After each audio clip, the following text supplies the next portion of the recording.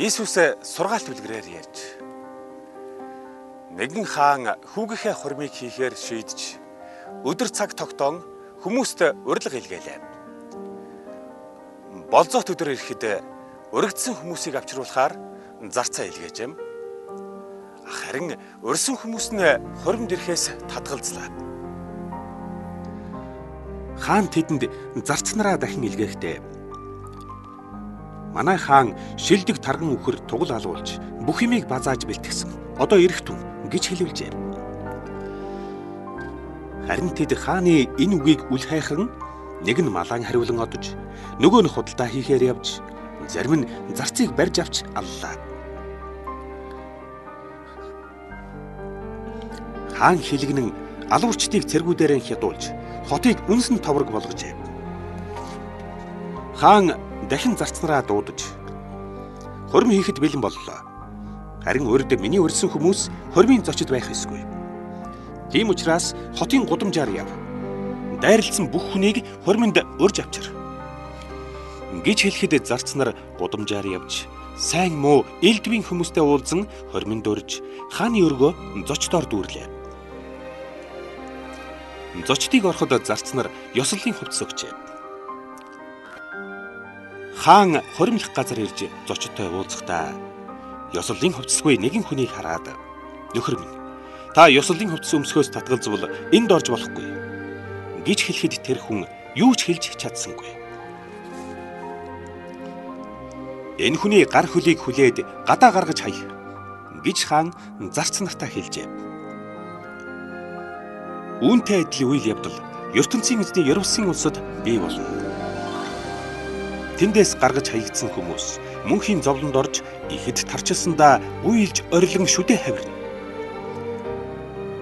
ертөнцийн эзэн Ерүсалим улсад орохыг олон хүнээс уриалдаг боловч цөөхнийг сонгож ав хэмээн Иесус өгүүлжээ. Парс бүлгийнхэн хуралдаж Иесуст элдв асуулт тавьж эвгүй байдалд оруулахыг хүсэж зарим гишүүдээ Херод хааны талын хэдэн хүмүүсийн хамт Иесус рүү явууллаа. Тэд ирээд "Багшаа, та шударга үнэн ч учраас хинт ч долгиндгүй. Харин ертөнцийн эзний шаардсан амьдралыг бидэнд заан сургадаг. Үүнийг чинь бид сайн мэднэ. Таны бодлоор ивдэчүүд бид Ромын хаант улсад албан татвар төлөх ёстой юу?" гэж асуулаа. Иесус тэдний хорт могоон адил санааг мэдэж "Хуурам чамтад намайг гиндүүлэхийг бүү оролд. Надад мөнгөн зоос авчирч үзүүл. Хэний хэлсэн үг ба толгойн дүрс энэ зоосон дээр байна?" гэж асуухад "Ром улсын хааных" гэж тэд хариуллаа. Тэгвэл улсын ямыг улсад нь төлөх хэрэгтэй.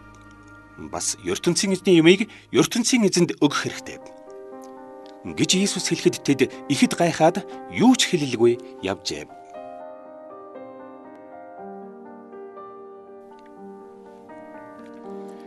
Тэр өдөр садуух бүлгийнхэн Иесустэй уулзлаа. Нас барсан хүнийг ертөнцийн эзэн дахин амьлуулахгүй гэж тэд заадаг байжээ. "Багшаа, хүүхэдгүй хүн нас барвал түүний дүү талигаачин эхнэртэй гэрлэж гэр бүлийг үргэлжлүүлэх ёстой гэж дээр үед Мөшехийн бичсэн сургаал бий. Хэдэн жилийн өмнө 7 ах дүү энэ хотод байсан. Үүнээс анхных нь гэрлэж хүүхэдгүй нас барсны дараа түүний дүү талигаачин эхнэртэй гэрэлсэн юм. Тэр бас хүүхэдгүй нас барсан. Тэгээд 3 дахь дүү тэрхүү эхнэртэй гэрлэж хүүхэдгүй нас барлаа. Ийм маягаар бүх 7 ах дүү тэр эхнэртэй гэрлэж хүүхэдгүй нас барсан. Хамгийн сүүлд эхнэр бас нас баржээ. 7 хүн тэр эхнэртэй гэрэлсэн учраас ертөнцийн эзэн тэднийг дахин амьлуулах үед эхнэр хэнийх нь болох вэ гэж тэд асуулаа. Та нар ертөнцийн эзний сургаал ба түүний хүч чадлын тухай огт мэдэхгүй учраас буруугаар боджээ. ертөнцийн эзэн нас барсан хүмүүсийг дахин амьлуулах аваас тэр олон хүн гэрлэхгүй. Ервсын элчиг болно. Би бол Авраам, Яйцхак, Яаков нарын өргөмжлөн дээдэлдэг ертөнцийн эзэн мөн. Гэсэн үг сургаалд нь бий учраас тэр гурав нас барсан боловч одоо Ерүслийн амьдралд орсон ажээ. ертөнцийн эзэн өөрөө энэ үгийг хэлсэн билээ. Та нар үнийг уншаагүй гэж үү? ертөнцийн эзэн үхэгсдийн эзэн биш, амьд хүмүүсийн эзэн юм. Тийм учраас нас барсан бүх хүнийг ертөнцийн эзэн хожим лавтая амьлуулна гэж Есүс хэллээ. Есүс сургаалаа маш сайн тайлбарласан учраас сонссон хүн бүр гайхжээ.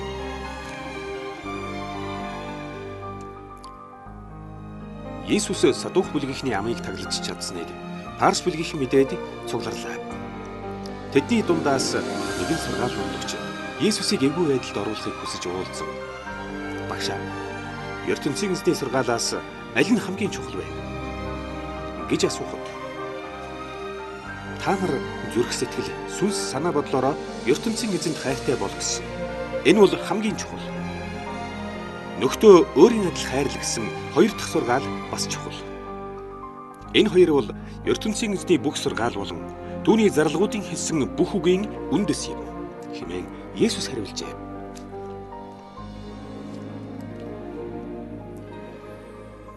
Парс бүлгийнхэн хурал хийхэд Есүс та нар ертөнцийн эзний илгээх аврагчийг хэн гэж боддог вэ?